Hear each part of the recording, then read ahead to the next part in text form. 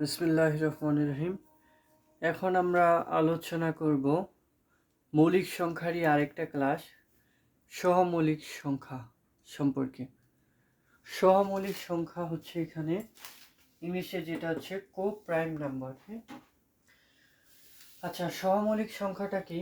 দুই বা ততোধিক সংখ্যার দুই বা ততোধিক সংখ্যার সাধারণ গুণনীয়ক কেবল যদি এক হয়, মানে সাধারণ গুণনীয়ক এক হওয়া মানে যে গুণনীয়কটা কি মিলে যায় ওইটাই হচ্ছে সাধারণ গুণনীয়ক। বুঝছো? দুই বা ততোধিক সংখ্যার যে গুণনীয়কগুলা মিলে যায়, ধরো এইটারও গুণনীয়ক এগুলা, এটারও গুণনীয়ক একই, এটা দুইটা কি মিলে গেছে, ওগুলাই হচ্ছে সাধারণ গুণনীয়ক। এখানে সাধারণ গুণনীয়ক কেবল এক হবে, তবে ওই সংখ্যাগুলো পরস্পর কি সহমৌলিক সংখ্যা। ঠিক আছে?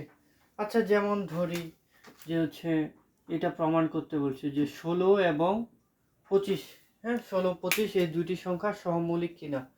তাহলে আমরা এখানে 16 এর যে গুণনীয়ক ওগুলা বের করব। গুণনীয়ক এখানে সহমৌলিক, এই যে মৌলিক গুণনীয়ক, ওই জন্য 16কে আমরা ওর মৌলিক সংখ্যা দ্বারা ভাগ দিয়ে গুণনীয়ক বের করব। যেমন 2 দ্বারা ভাগ দিব, 2 8 16। ঠিক আছে? এরপর ভাগ দিব এই যে 8কে 2 দ্বারায়, 2 4 8, 2 2 4। ঠিক আছে? আচ্ছা, তাহলে 16 এর গুণনীয়ক কি বের হইলো এগুলো দেখো এখানে। আর সব ক্ষেত্রে সবার গুণনীয়কের ক্ষেত্রে সাধারণ গুণনীয়ক আমরা 1 নিতে পারি, 1। তারপরে এগুলা গুণনীয়ক কয়টা? 2, 1টা 2টা 3টা 4টা, 1, 2, 2, 2, 2। তাহলে 16 এর গুণনীয়ক এগুলো আমার বের হলো। ঠিক আছে? এবার 25 এর গুণনীয়কগুলো দেখি। 25 এর গুণনীয়ক কি বের হয় দেখো। 25কেও আমরা কি ভাগ দিব, কি দ্বারা ভাগ দিব? মৌলিক সংখ্যা দ্বারা। 25কে 5 দ্বারা ভাগ যায়, যে 5 5 25, আর ভাগ যায় না। তাহলে আমরা জানি যে 1 নিব, সবগুলার ক্ষেত্রে গুণনীয়ক 1 নেওয়া যাবে। তারপর এখানে 5, 5। তাই দেখো 25 এর গুণনীয়ক এখানে বের হইল 1, 5, 5। আর ওখানে 16 এর গুণনীয়ক বের হয়েছিল 1, 2, 2, 2, কি 2।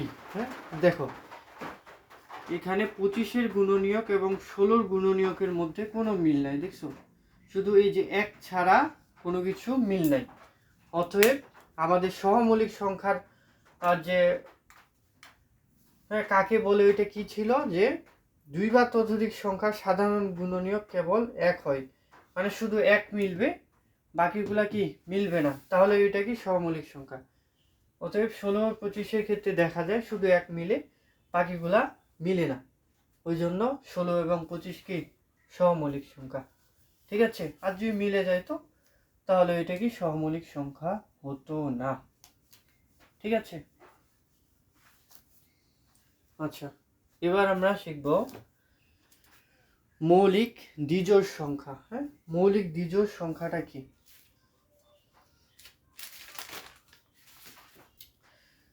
পরপর দুটি মৌলিক সংখ্যার অন্তর বাকি বিয়োগফল বা পার্থক্য যদি 2 হয়, যেমন দেখো পরপর বলতে এই যে 3 পরে মৌলিক সংখ্যা কত? 5। এরকম হচ্ছে 11 পরে মৌলিক সংখ্যা কত? 13। বুঝছো? পরপর মৌলিক সংখ্যা মানে 3 পরে কত? 5। এবং 3 আর 5 পার্থক্য দেখো, 5 থেকে 3 বাদ দিলে কত হয়? 2 হয়। আবার এখানে 11 পরে মৌলিক সংখ্যা 13, 13 থেকে যদি আমরা 11 বাদ দিই কত হয়? 2 হয়। ঠিক আছে? পরপর দুইটা মৌলিক সংখ্যা হইতে হবে এবং ওদের পার্থক্য কি হইতে হবে? 2 হইতে হবে। তাহলে এটা হচ্ছে মৌলিক বিজোড়। ওটাকে কি হয় বলা হয়? মৌলিক বিজোড় সংখ্যা বলা হয়। ঠিক আছে? এরকম মৌলিক বিজোড় সংখ্যা অর্থাৎ 3 পরে 5 এবং পার্থক্য কি 2, তারপর 11 পরে 13 পার্থক্য কত? 2। এরকম মৌলিক সংখ্যা 1 থেকে 100 পর্যন্ত মাত্র কয়টি আছে? 8টি আছে। 1 থেকে 100 পর্যন্ত মাত্র 8টি আছে তো মৌলিক সংখ্যা। ঠিক আছে? আচ্ছা, এরপর আমরা আলোচনা করব মৌলিক ত্রিজোড় সংখ্যা। হ্যাঁ, মৌলিক ত্রিজোড় সংখ্যা হচ্ছে 3টা সংখ্যা পরপর থাকবে আর এবং এদের পার্থক্য হবে কত? 2। যেমন দেখো এখানে 3-এর পরে মৌলিক সংখ্যা 5, 5-এর পরে মৌলিক সংখ্যা কত? 7। 5 থেকে 3 বাদ দিলে 2, 7 থেকে 5 বাদ দিলে কত?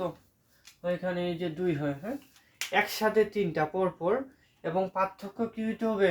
2 হইতে হবে, তাহলে ওইটাকে বলা হয় মৌলিক ত্রিজোড় সংখ্যা। ঠিক আছে? এরকম মৌলিক ত্রিজোড় সংখ্যা 1 থেকে 100 পর্যন্ত মাত্র 1টি আছে। কয়টি? 1টি। এই যে এটাই মূলত কি এই মৌলিক ত্রিজোড় সংখ্যা। এটা আসতে পারে, এটা অনেক ইম্পর্টেন্ট। ঠিক আছে? আর আমরা জানি যে 2 কি একটি মৌলিক সংখ্যা। 2 একমাত্র মৌলিক সংখ্যা যেটা কি জোড়। হ্যাঁ, একমাত্র মৌলিক সংখ্যা, একমাত্র জোড় মৌলিক সংখ্যা। ঠিক আছে? জোড় মৌলিক সংখ্যা কি বলতো? 2। আর বাকি যে মৌলিক সংখ্যা আছে সবগুলা বিজোড়। ঠিক আছে? আর মৌলিক সংখ্যার সেট হচ্ছে কি অসীম। যেমন এখানে 2-এর পরে 3, 3-এর পরে 5, 5-এর পরে কত? 7, এভাবে ডট ডট ডট চলতে আছে অসীম পর্যন্ত, ইনফিনিটি। ঠিক আছে? এটা শেষ নাই। আচ্ছা, ঠিক আছে, এবার আমরা শিখব যে মৌলিক সংখ্যা নির্ণয়। হ্যাঁ, মৌলিক সংখ্যা কিভাবে নির্ণয় করে। হ্যাঁ, আচ্ছা, এর জন্য আমরা ধরি যে প্রশ্ন আছে যে 53 কি মৌলিক সংখ্যা? এটা প্রশ্ন করছে যে 53 কি মৌলিক সংখ্যা কি না? হ্যাঁ, মৌলিক কি না। এখন এটা নির্ণয়ের জন্য যে সংখ্যাটা দিছে এই সংখ্যার নিচের, হ্যাঁ, নিচের কাছাকাছি একটা পূর্ণবর্গ সংখ্যা নিতে হবে। হ্যাঁ, এই যে 53-র নিচের কাছাকাছি পূর্ণবর্গ সংখ্যা। আচ্ছা, পূর্ণবর্গ সংখ্যাটা কি? যেটাকে রুট করা যায়। রুট করে কি দশমিক মান আসে না। হ্যাঁ, যেমন 53-এর নিচে পূর্ণবর্গ সংখ্যা আছে একমাত্র কি 49। ঠিক আছে? 49-কে রুট করলে কত হয়? 7 হয়। বুঝছো? তাহলে আমরা কি করব? মৌলিক সংখ্যা কি না এটা নির্ণয় করার জন্য, যেমন 53 আছে, 53-এর নিচের মৌলিক সংখ্যা, নিচের কাছাকাছি মৌলিক সংখ্যা পূর্ণবর্গ সংখ্যা হলাম 49। এখন 49-এর কি করব? রুট করব। রুট করে কত আসলো? 7। হ্যাঁ, এখন এই 7 যে আসলো রুট করে, এখন 7-এর ছোট যে মৌলিক সংখ্যাগুলো আছে, 7-এর ছোট মৌলিক সংখ্যা কি বলতো? 5, 3, তারপর কি 2, এগুলা 5, 3, 2। হ্যাঁ, 7-এর ছোট মৌলিক সংখ্যা 5, 3, 2। এখন দেখতে হবে এই 5, 3, হ্যাঁ, 2 দ্বারা এই 53-কে ভাগ যায় কিনা। হ্যাঁ, যদি 5, 3 এবং 2 দ্বারা 53-কে ভাগ না যায় তাহলে এই সংখ্যাটি হচ্ছে কি মৌলিক। ঠিক আছে? আর যদি ভাগ যায় তাহলে এটা মৌলিক নয়। দেখো 2 দ্বারা 53-কে ভাগ যাবে না, কারণ হচ্ছে এটা কি 53 বিজোড় সংখ্যা। 2 দ্বারা জোড় এবং শেষে যে শূন্য থাকলে ভাগ যায়। 3 দ্বারা এটাকে দেখি ভাগ যায় কিনা। 3 একে কত? 3, তো 2, 3, 3 দিয়ে 23-কে যায় না। ঠিক আছে? 3 সাথে কত? 21, ভাগশেষ কত? 2 থাকে যায়। তারপরে 5 দ্বারা তো যাবেই না, কারণ শেষে 3 আছে। বুঝছো? 5 দ্বারা কোন সংখ্যাকে ভাগ যায় শিখাইছিলাম। শেষে কি 5 থাকতে হবে সংখ্যাটা, বাকি 0 থাকতে হবে, তাহলে 5 দ্বারা যাবে। তাহলে দেখো এখানে 2, 3, 5 দ্বারা গেলই না, অতএব এই সংখ্যাটি কি একটি মৌলিক সংখ্যা। যদি যাইতো যে কোনো একটি দ্বারা তাহলে ওই সংখ্যাটি মৌলিক সংখ্যা ছিল না। ঠিক আছে? আচ্ছা, এইভাবে আমরা মৌলিক সংখ্যা বের করব। আচ্ছা, আর মৌলিক সংখ্যার যে বর্গমূল, দেখো মৌলিক সংখ্যা ধরো 2, 2-এর এই যে বর্গমূল হচ্ছে রুট। হ্যাঁ, এইগুলা হচ্ছে বর্গমূলগুলা সব সময় কি অমূলদ সংখ্যা। কি সংখ্যা? অমূলদ সংখ্যা। ঠিক আছে? আচ্ছা, আমরা শিখলাম মৌলিক সংখ্যা কিভাবে নির্ণয় করব, যে মৌলিক সংখ্যা কিনা। এখন আমরা শিখব যৌগিক বা কৃত্রিম সংখ্যা। আচ্ছা, যৌগিক সংখ্যা কাকে বলে?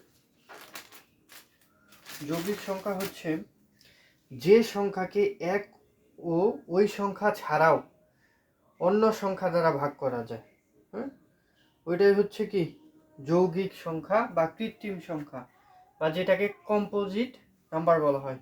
ঠিক আছে?